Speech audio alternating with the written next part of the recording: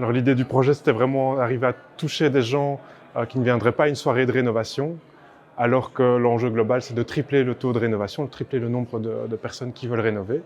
Et donc du coup, on a pris vraiment un point de vue assez nouveau, qui était d'organiser une sorte de soirée Tupperware sous la forme d'un jeu amusant, que n'importe quel citoyen peut nous contacter pour l'organiser chez lui.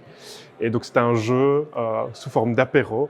Et donc les convives passent une heure et demie légère et amusante par équipe de deux. Mais à travers le jeu, ils découvrent des aspects de rénovation et d'économie d'énergie et pour les inciter à terme, si possible, à rénover leur habitation. Alors notre public cible, ce sont des citoyens qui sont prêts à inviter chez eux de l'entourage, des amis, connaissances, collègues, pour vivre une heure et demie d'amusement sur un sujet qui a l'air sérieux a priori, mais qui est chouette à vivre sous le format qu'on a développé, qui est la rénovation et les économies d'énergie. L'appel Rénobatex nous a vraiment permis d'être financé pour prendre le temps de travail pour concevoir un jeu de qualité à tester chez les citoyens. Alors, dans l'équipe, on est, disons, un trinôme.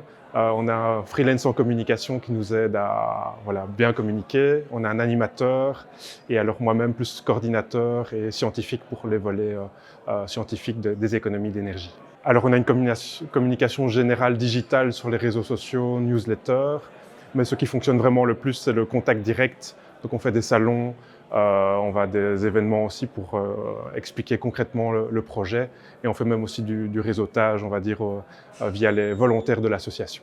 Un job à temps plein, ce serait même mieux d'être un peu plus qu'un temps plein parce qu'il y a beaucoup de métiers différents qui sont alignés, communication, animation, support scientifique et puis toute la gestion administrative.